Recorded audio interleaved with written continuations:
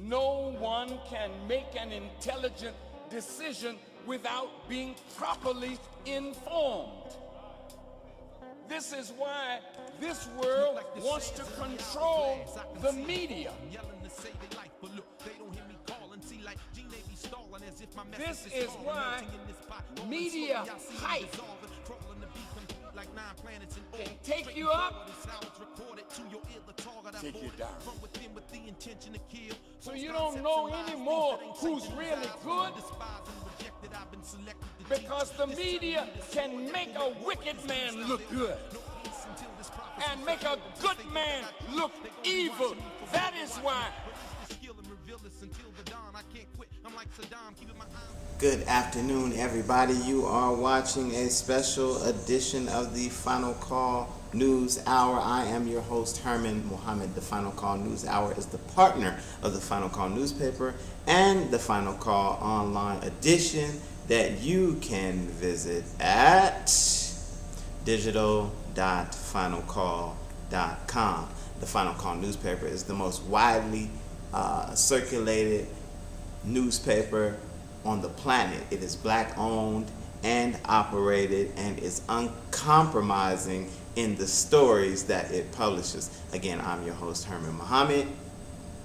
And this evening we're going to be coming out of, and we're going to be very, very brief because I just wanted to touch down with you and check in and make sure everything is all right and make sure you're getting this good news. But we're going to be coming out of two issues just very briefly. These are the issues that I want you to go get.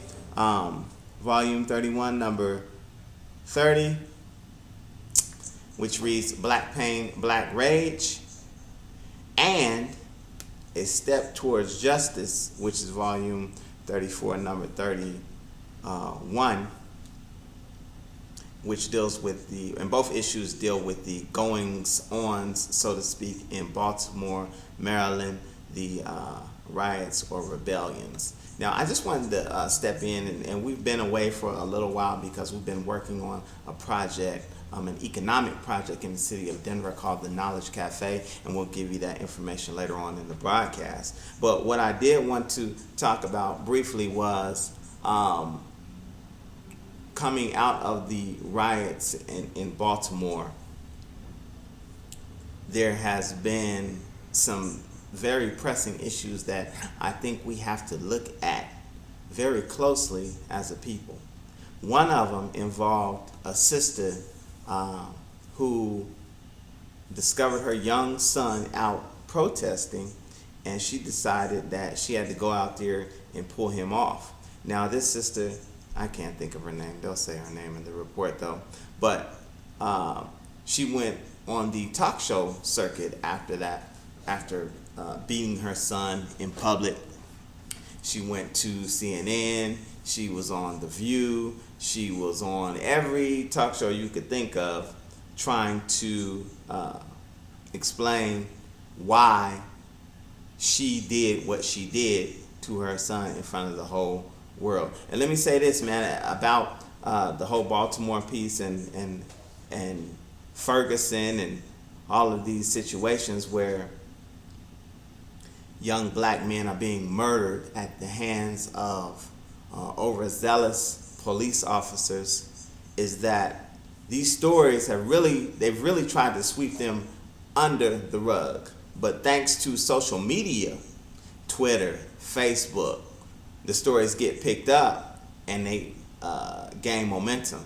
And we see this in the Baltimore piece because that story they tried to sweep under the rug. But the people who witnessed the arrest of Freddie Gray saw that he was incapacitated as they were putting him in the paddy wagon, which of course led to charges and things of that nature. But I want to talk about, again, this Baltimore mom and son. And here's a piece from The View, ABC's The View, which has Whoopi Goldberg and Rosie Perez, and now it has Raven Simone and a few other women on it, and they're talking to the mother. And I want to dissect this interview very closely. I want you to pay attention to the young man, to the questions that they ask him, to his whole disposition, and then we'll come back with a little commentary and again talk about a few of these stories in the Final Call newspaper, or maybe not. But anyway, check out the story. The unrest in Baltimore has caused millions of people are calling Toya Graham the mother of the year. She is here with her son, Michael Singleton. Welcome, you guys. So, Toya, let me ask you. You're a mom, you have 6 kids. The last few days have been, I'm sure, just a whirlwind. How do you feel when you hear the reaction of people saying, thank God we finally see somebody saying, hey, come here?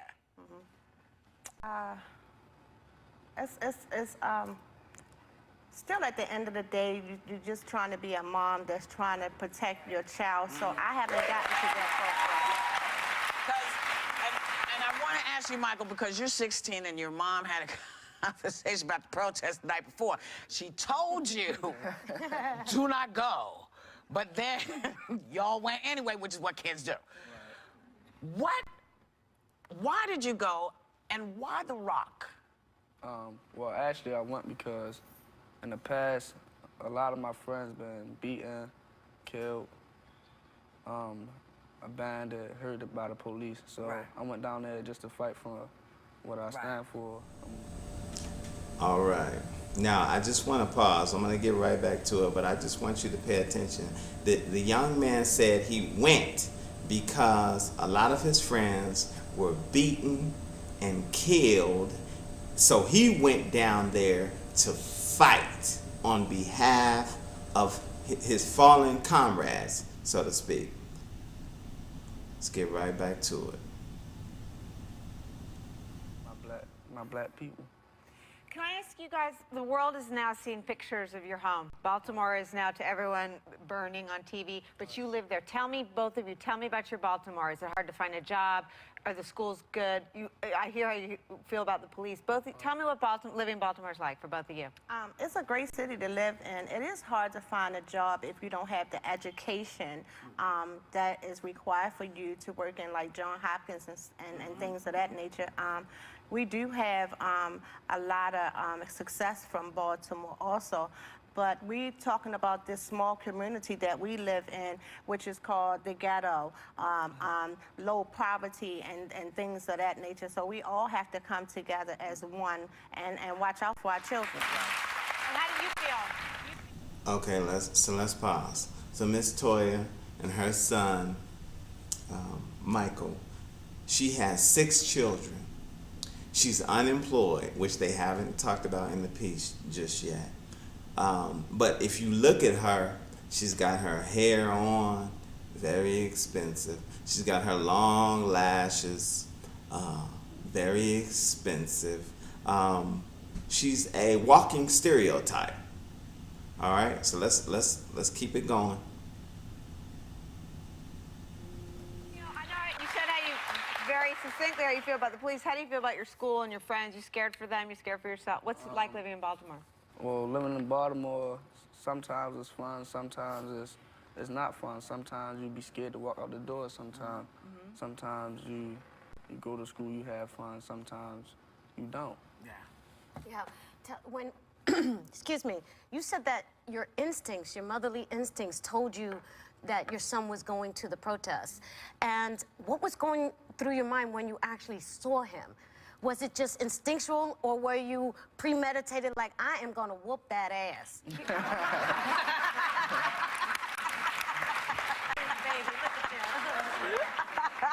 I think because of the fact that I have been watching everything on the news, and when you right there with the police and you actually seeing these rocks and stones being thrown at the police, I was like, oh my God, you know, and to turn around and to see my son right there with a rock, I was like in a rage, because at the end of the day, this gentleman still lost his life, and throwing rocks at the police is not going to bring him back. That's not our justice.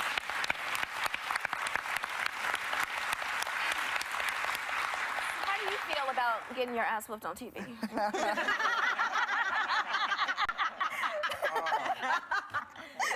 At first, I felt like I was embarrassed, but now, going through all this that I'm going through, I feel like my mother do care about me. I shouldn't have been there. What do you want to be? Well, I want to play basketball, but if that don't work out, then I might go do electrician. Oh, nice. Yes. And I will tell you something. There are so few electricians in the United States. Okay, that's enough. That's enough. That's enough. Okay, so let's break this down. So, like I stated before, the young man wanted to go down there because the police had murdered many of his friends. He went down there to fight. What this mother did, and bless her heart, let me just say for the record that I'm sympathetic to the fact that she saw her son in a situation to where she thought that he may have been in danger and she wanted to protect him. That's motherly instinct. I applaud her for her motherly instinct, and that is great. However, there is a way that these things should be handled. I pointed out the fact that she's unemployed and that she's making the talk show circuit because what I believe that is going on with the ladies on The View, with CNN, NBC, all of these different places where this young lady has been interviewed, is that she's being exploited. She's being exploited. Her son is being exploited because they don't have any money, and so these talk shows are taking advantage of her situation, probably lacing her with a few $100s to come on and tell her story to celebrate her as the so-called Mother of the Year for beating her son on national TV. By the way, my man Adrian Peterson got charged child abuse for that, but that's a whole nother story. What she did, brothers and sisters, ladies and gentlemen, is she effectively emasculated that young man in front of the entire world. What she did was she robbed that young man of his revolutionary spirit to go after justice. He was out there on the principle of justice. You understand what I'm saying? Just listen to him. And when you see pictures of him throughout the media and whatnot, he just looks defeated, man. They got a picture of him online with Anderson Cooper. I should have pulled that up, but he just looks defeated. And like I said, I applaud the sister for going after her son and trying to protect him, but she could have done it in a more civilized way. She should have let that man experience that. He wants to be a basketball player. He wants to be an electrician. But what is he facing now every time he goes to school? Right? These are very formative years for that young man. He's becoming a man, but now he can't even become a man because he's been emasculated in front of the whole world. And I pray that Allah, God, be with him and strengthen him and not rob him of that revolutionary spirit that he showed. And I pray that this sister gets some understanding and realize that she is being exploited, in my humble opinion. And I pray that we as a people, as black people, as black women, men raising children, that we don't allow for this sort of thing to go on. That's just my little commentary on that piece, man. But I mean, you really need to study that and dissect it because it was really over the top. Again, this issue of the Final Call, and go to digital.finalcall.com, and I'm gonna get out of here. But I'm gonna come back with and cover the entire paper, A Step Towards Justice, as well as Black Pain, Black Rage, and that's dealing with the